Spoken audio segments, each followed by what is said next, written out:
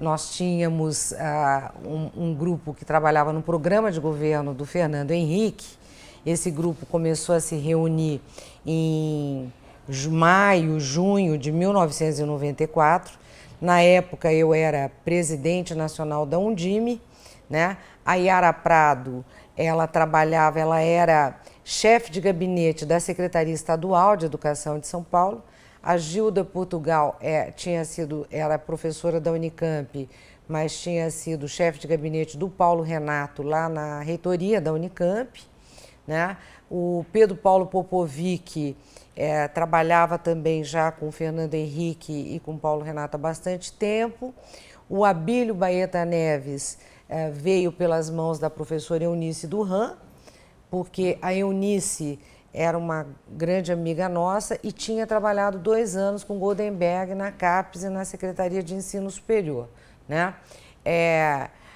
Além disso, nós tínhamos um grupo de pessoas que eram muito próximas, que era o meu caso principalmente, da Ruth Cardoso. Eu era muito amiga da Ruth e do Vilmar Faria.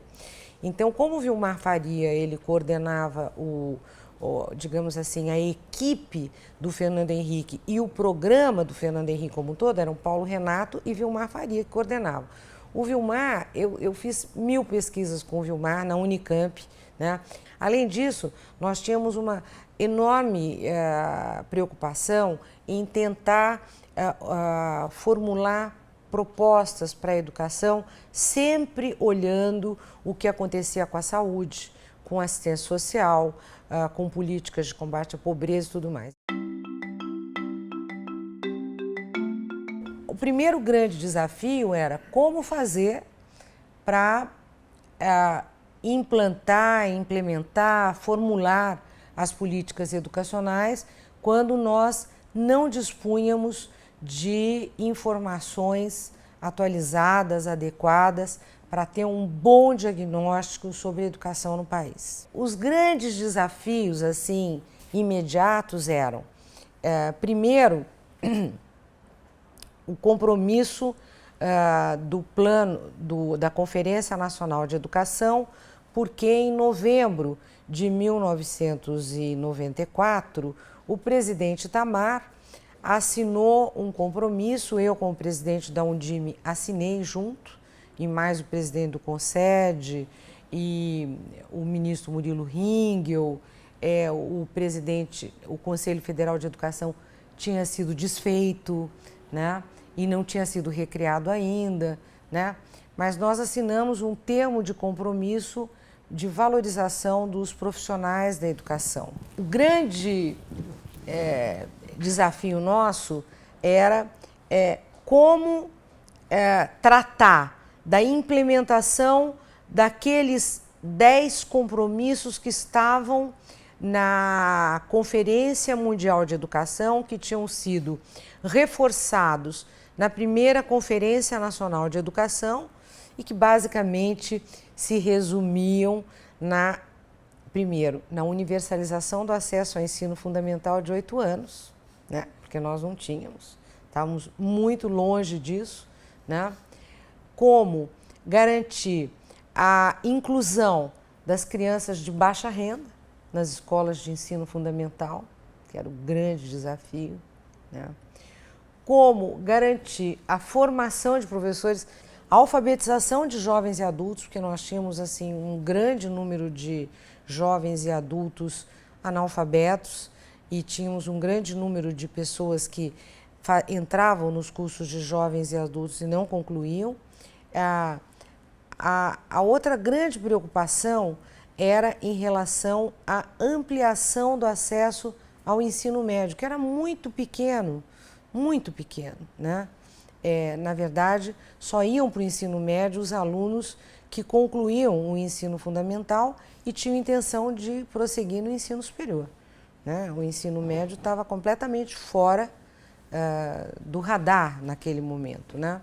Já havia uma preocupação com a ampliação do acesso à pré-escola, à educação infantil, e havia também uma preocupação muito grande com a descentralização de algumas ações do MEC, como, por exemplo, a merenda escolar, né, que ela ainda estava centralizada no MEC, tanto é que imediatamente a FAI foi desmontada, ela deixou de existir, né?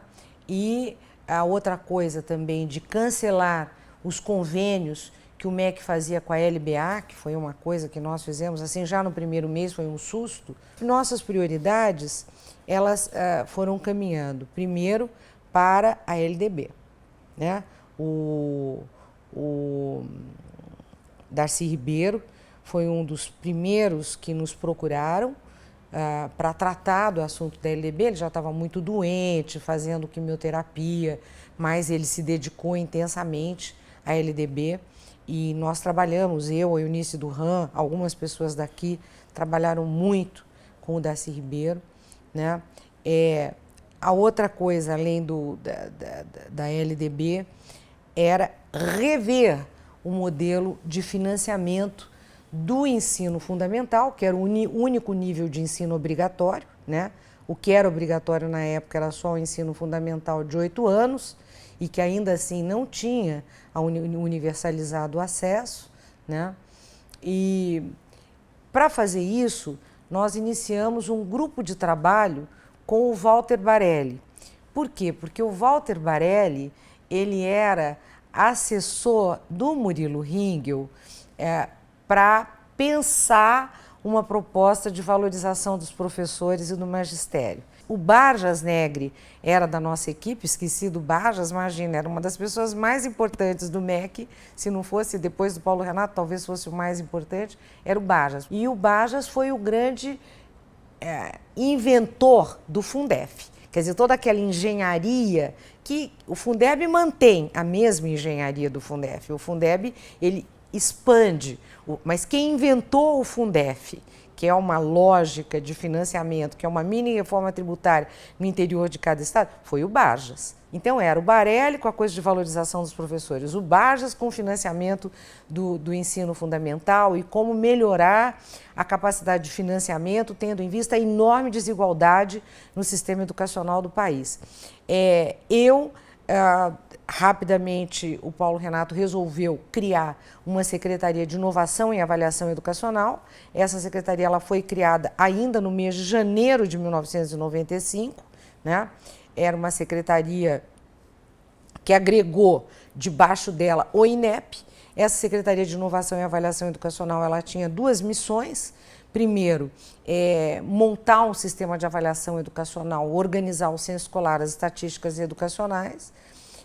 Para isso precisava do INEP e também tirar o censo escolar da Subsecretaria de Administração do MEC. E o censo escolar era uma coisa tão absurda, era um computador gigantesco, tudo velho, atrasado, né? E não tinha internet na época, era tudo complicado. Bom, daí nós começamos a migrar o censo escolar para o INEP, para essa nova Secretaria de Inovação e Avaliação Educacional. O INEP estava instalado na UNB, num prédio caindo aos pedaços e que todo dia tinha, mês de janeiro chove em Brasília, né? Janeiro e fevereiro. Então, janeiro e fevereiro você não conseguia entrar porque alagava tudo e nenhum computador funcionava, era uma loucura, né? E eu tinha também a missão de criar a TV Escola.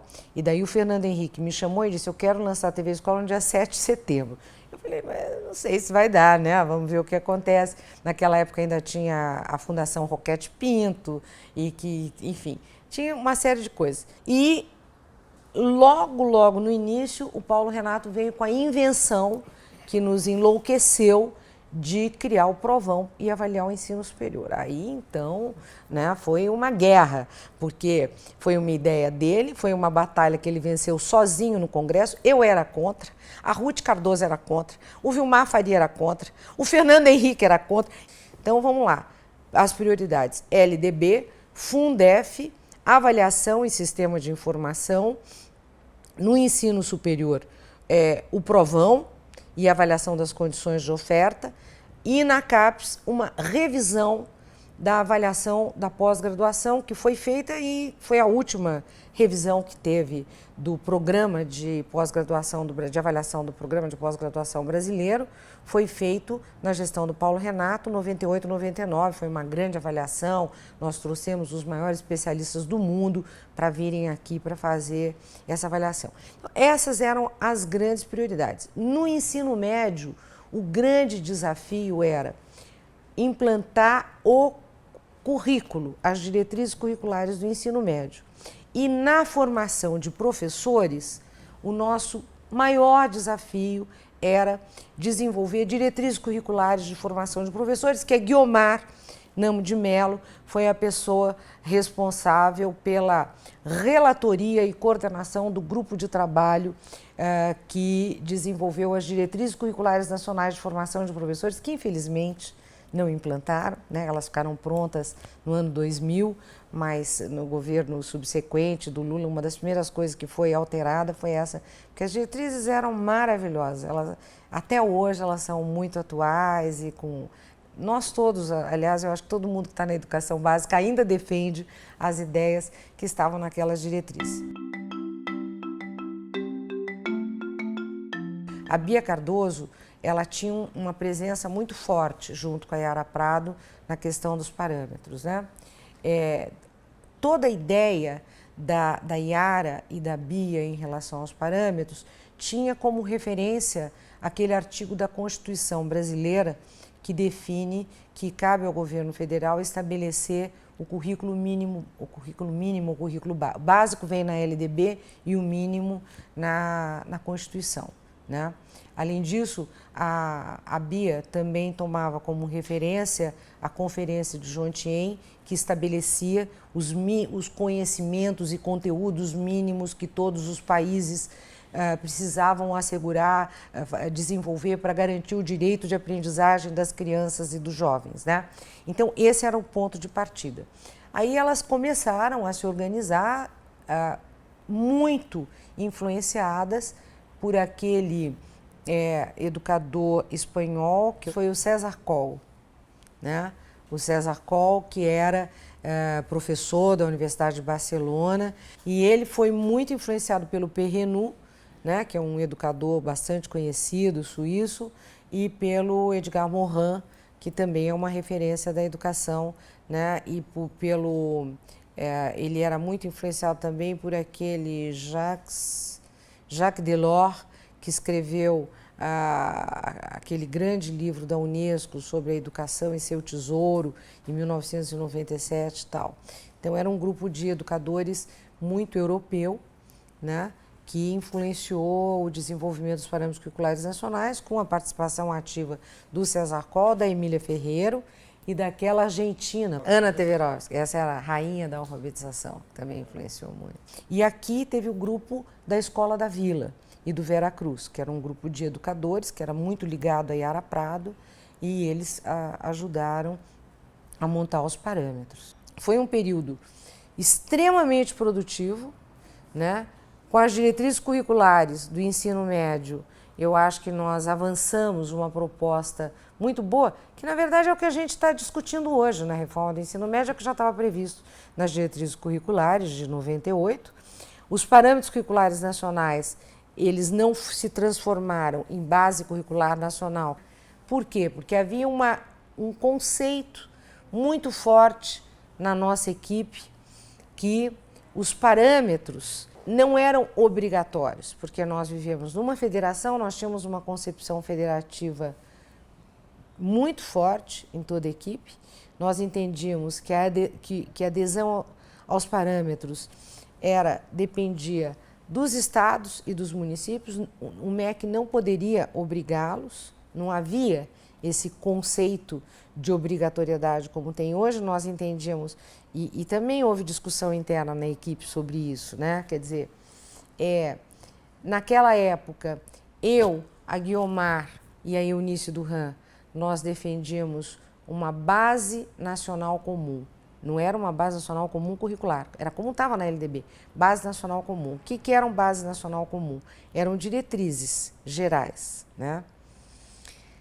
E o pessoal da Secretaria de Educação Básica e o próprio Paulo Renato, tudo, eles defendiam parâmetros curriculares e não uma base nacional comum. Então, nós perdemos essa discussão interna. Eu acho que houve uma falha na implementação das diretrizes curriculares nacionais de ensino médio, que foram, na verdade, elas foram aprovadas em 98. Em 2000, houve um grande trabalho com as secretarias estaduais de preparação das secretarias estaduais para a implantação das diretrizes curriculares nacionais de ensino médio.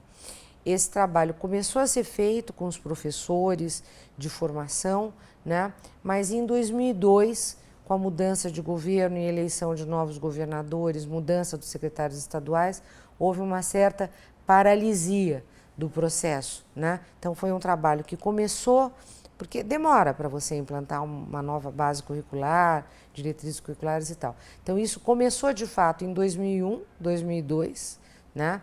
Com um trabalho de formação continuada. A mesma coisa com o PCNs em ação. Eles tiveram melhor resultado do que no ensino médio, tá? Por quê? Porque os PCNs em ação, eles acabaram chegando mais na ponta, por meio das Undimes do Brasil, por meio das redes municipais e de um trabalho de formação diretamente aos professores. Você tinha lá o projeto Nordeste, que depois virou aquele grande projeto do Banco Mundial de gestão escolar, e aquele projeto era focado no Nordeste, mas ele tinha alguns componentes nacionais e os dois principais eram a avaliação da qualidade, apoiava o INEP, e o segundo componente era o componente do apoio à melhoria da gestão, preparação dos diretores de escola, dos coordenadores de rede, etc. Em 96, nós tivemos assim levamos um susto com o ensino médio, porque todos os dados diziam que o ensino médio era pequeno, que ele não tinha crescido e que ele praticamente, você tinha um aluno se formando no ensino médio brasileiro para cada vaga no ensino superior brasileiro, né? Isso década de 80 e década de 90, começo era assim, né? Já tinha até, a Eunice tem 2 estudos demonstrando isso, né? Para cada um que se forma no ensino médio, tem uma vaga no ensino superior brasileiro, né? Considerando o conjunto das vagas. Mas aí a Eunice, ela falava, não, o ensino médio tem que ter uma política para o ensino médio, não é possível, né? Bom, mas aí tinha o Rubem Klein, que era nosso consultor lá no INEP, e a Cisgran Rio, a UNB, o Chico Soares era meu consultor, o Reinaldo Fernandes foi meu consultor, né? Então, eles mostravam o seguinte, olha, não é bem assim, o problema não está no ensino médio, o problema está no ensino fundamental, porque o atraso escolar é gigante, né? E nós temos aqui uma distorção em idade série absurda e os alunos de 15 anos, eles não chegam à 8ª série, né? Tem um estudo excelente do Rubem Klein, de 1900, no primeiro ano meu aqui no MEC, uma análise excelente em que ele demonstra, né, a exclusão, quer dizer, quem chegava no ensino médio era um pingo de gente. Ainda assim, em novembro de 96, nós chegamos com um censo do ensino médio que revelava um crescimento impressionante, que foi matéria de primeira página do Estadão.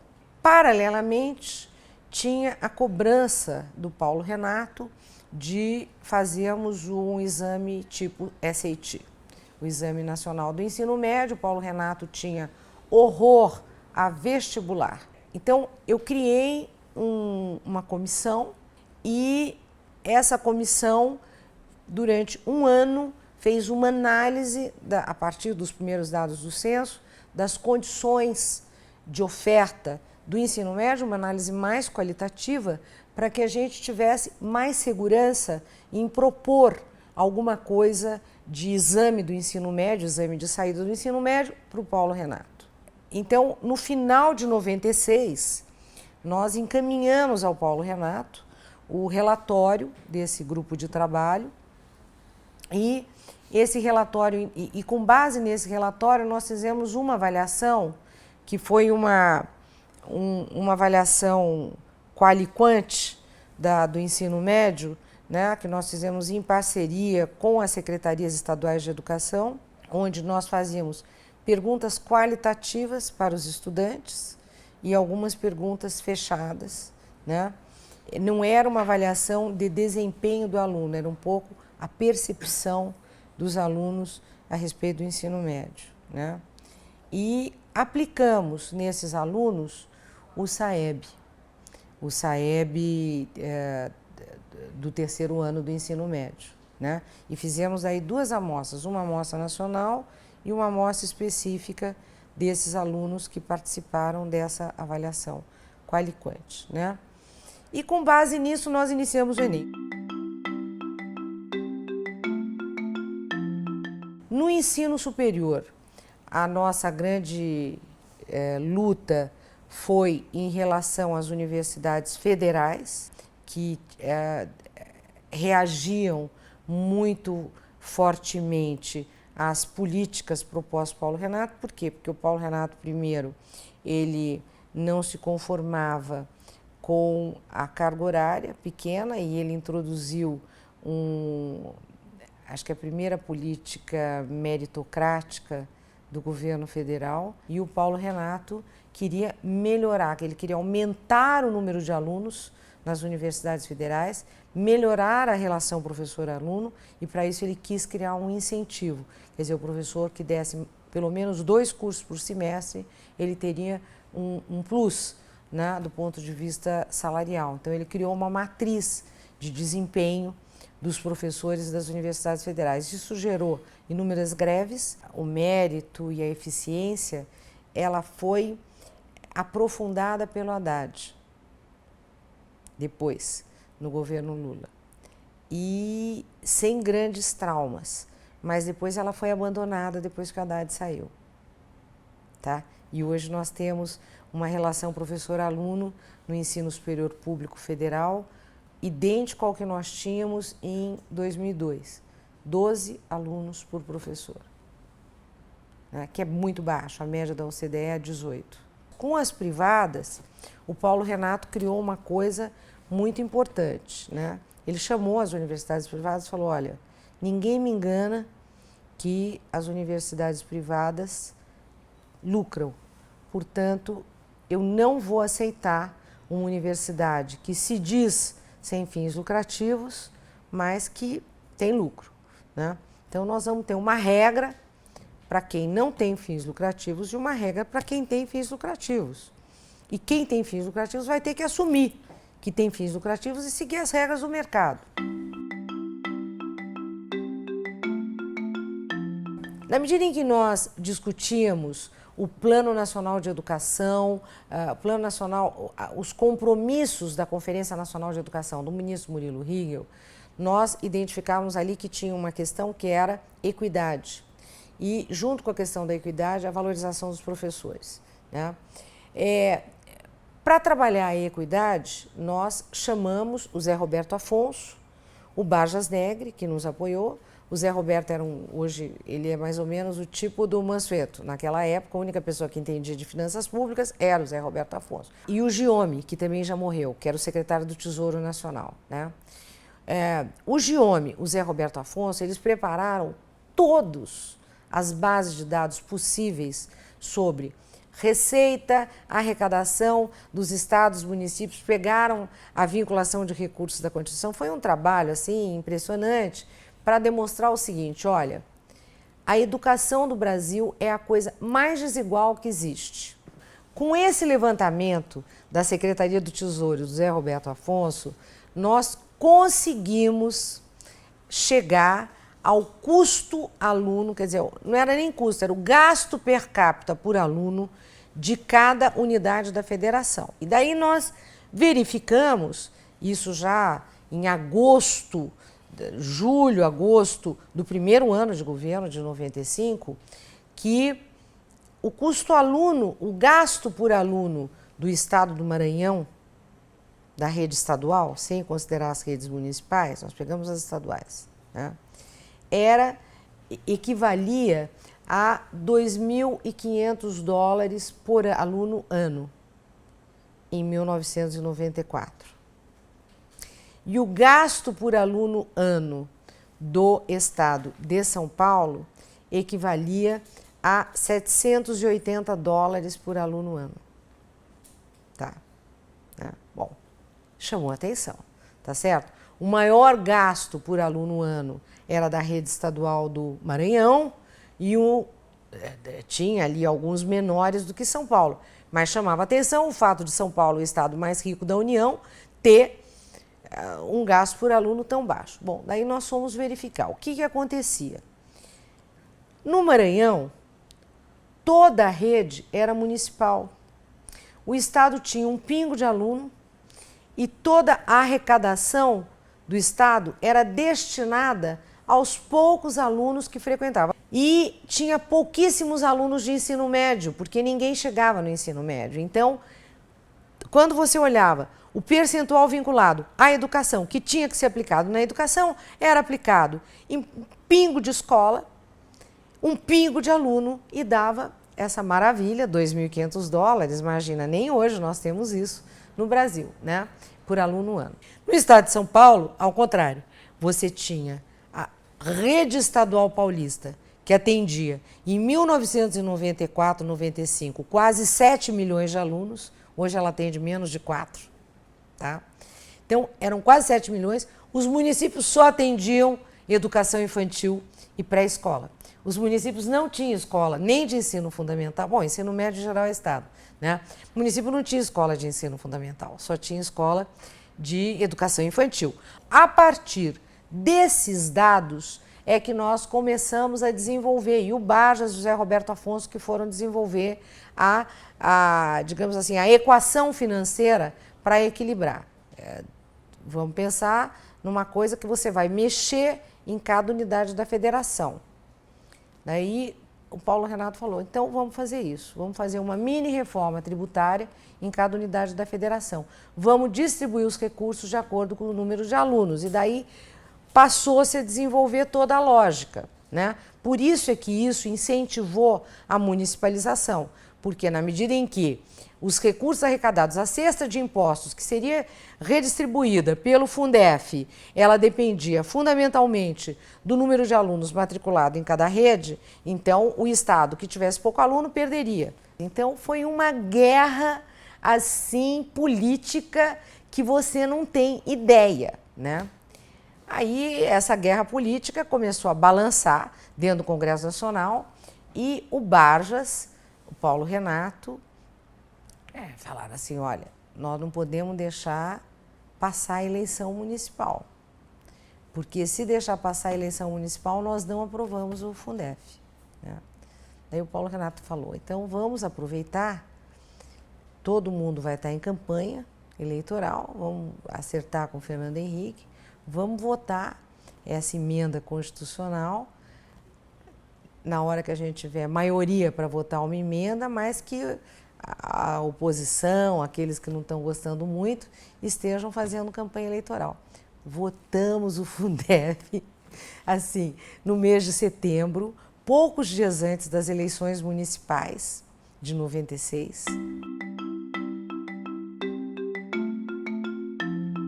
Um ponto importante do Fundef é que logo após a implantação do Fundef, principalmente quando começou a ser implantado, em 98, né, e que os governadores, os estados, sentiram que estavam perdendo recursos para os municípios que tinham redes maiores, sobretudo no Nordeste, porque no Nordeste o ensino fundamental já era municipalizado, no Sul e Sudeste que era menos, né, mas no Nordeste, então os governadores reclamavam muito, e aí houve uma pressão grande sobre Paulo Renato e nós organizamos um projeto que se chamou PROMED, que era um programa de ensino médio para incentivar e dar apoio, suporte às redes estaduais de ensino médio, com recursos do BID, e em seguida o PROEP, o Programa de Educação Profissional. Então foram dois programas que surgiram em grande parte devido à pressão dos governadores, que mais responsáveis pelo ensino médio do que pelo ensino fundamental e educação infantil,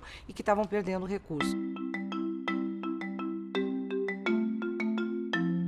Uma nova LDB que já trazia a ideia de avaliação, de acompanhamento, era uma LDB que já tratava de indicadores, né? De uma série de... E, ao mesmo tempo, ela abria para a educação à distância, ela flexibilizava o ensino médio. A LDB já abria a flexibilização de 20% do ensino médio. 20% está lá na LDB de 96, gente. Por quê? Porque as diretrizes curriculares já previam a flexibilização. E a gente já estava discutindo as diretrizes curriculares, né? O que foi mais difícil na LDB foi, primeiro, a concepção de educação infantil, porque tinha um grupo que defendia com muita convicção que creche era só a escola, e nós entendíamos que o atendimento de 0 a 3 pode ser feito em creche, mas há outras formas de atendimento que são igualmente importantes. Eu sou absolutamente contrária à ideia de uma creche totalmente escolarizada, onde todo mundo que trabalha é pedagogo, é professor, você não tem um trabalho mais interdisciplinar, integrado com outros professores. Isso teve muita resistência de um grupo fortíssimo que defendia a escolarização da creche. Recebemos também muita resistência de um grupo, inclusive da USP, da UFRJ, UFMG, que era contra a educação à distância, que a gente já previa, e eles achavam que a educação à distância era uma precarização da educação, né? Um grupo muito forte, liderado já na época pelo aquele professor lá da Faculdade de Educação da Unicamp, o Freitas, na época, ele já era contra as avaliações, e na própria LDB ele criticava, né, o fato que a LDB já mencionasse, legitimasse o conceito de avaliação para monitoramento da educação. Eu acho que a LDB ela avançou muito em relação à formação de professores, né? Infelizmente, nós não conseguimos avançar na implantação dos institutos superiores de educação, que, aliás, era uma ideia defendida ardorosamente pelo PT. Então, eu não entendi, até hoje, as diretrizes nacionais de formação de professores, aprovadas pelo Conselho Nacional, e o que a LDB propõe para a formação de professores, que é uma coisa muito avançada e que hoje nós estamos querendo retomar. Por que que isso voltou para trás em 2004? Eu acho que foi um período de enormes avanços, primeiro pela LDB, pelo Fundef, pela criação do sistema de avaliação, que ficou, né? Quer dizer, a LDB ela sofre algumas emendas nos últimos anos e tudo, mas eu acho que o cerne da LDB está preservado. A LDB ela é uma legislação muito avançada, né? Em segundo lugar, um novo sistema de avaliação da educação básica do ensino superior, e depois a implantação do Enem em 98, que começa com 140 mil alunos, e no último ano do governo Fernando Henrique nós tivemos 2.600.000 alunos prestando Enem e 512 instituições de ensino superior que usavam os resultados do Enem para o acesso ao ensino superior, inclusive a USP e a Unicamp.